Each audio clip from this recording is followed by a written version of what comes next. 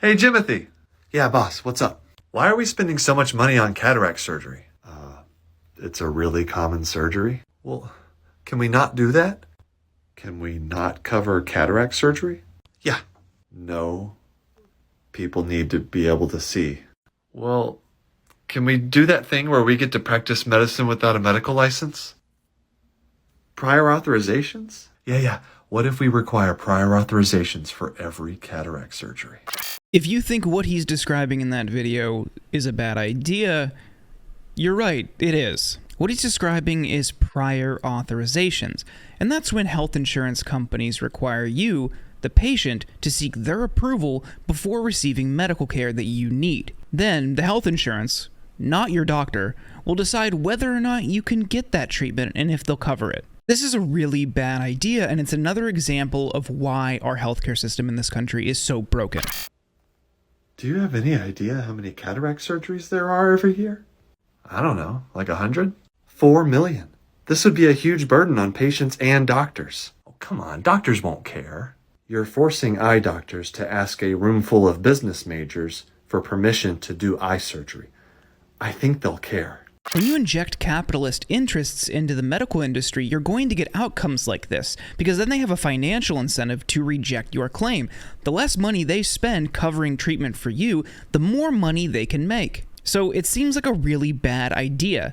And that's why the United States is the only developed country in the world without a universal healthcare system. But let's talk about prior authorizations a bit more. To make things even more complicated, there isn't a uniform standard across health insurance companies or plans for what procedures or treatments or medicines require prior authorization.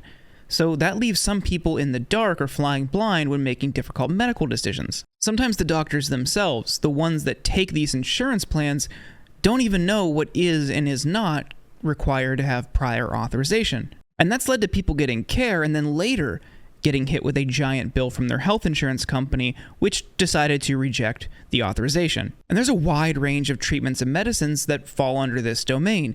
It could range from surgeries, like this video talks about, to x-rays, to medicines, to cancer treatment. We have to do this.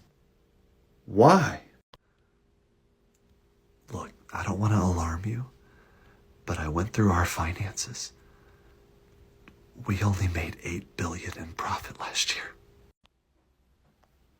Okay. For instance, take the case of Gilbert Aguirre. He's a firefighter in Arizona who was diagnosed with chronic myeloid leukemia 7 years ago. His doctor said he got it on the job as a firefighter. And the entire time he's been dealing with leukemia, his insurance company, CopperPoint, which he gets through the city of Goodyear, Arizona, has been denying his claims. They've been denying him treatment for his leukemia. He's tried to appeal, he's tried to fight back, he's tried to explain, and every single time they keep rejecting his claim. His most recent denial was a couple weeks ago. And he's at the point now where he could retire, but he can't, because he needs to keep working so he can pay for the medicine that prevents the leukemia from coming back. And that medicine is $15,000 a month. So, in his words, he has to keep working until his body gives out. So I was thinking, if we can just delay all the cataract surgeries for a few months, we can hold on to all the patient premiums and make more money. And he's far from a unique circumstance. In early 2020, a Michigan cancer patient, Forrest Van Patten, was told by his doctors to get cell T treatment. And Gilbert's case is hardly unique. In early 2020, a Michigan cancer patient, Forrest Van Patten, was told by his doctors that he needed CAR T treatment to deal with his cancer. They said this would kill the cancerous cells in his bloodstream and save his life. But when Van Patten sought authorization from his health insurance company, Priority Health, they rejected the claim. They said it wasn't a covered benefit. So his family did what hundreds of thousands of Americans do every single year, and they started a GoFundMe to try to pay for his medical care. They reached out to their local news.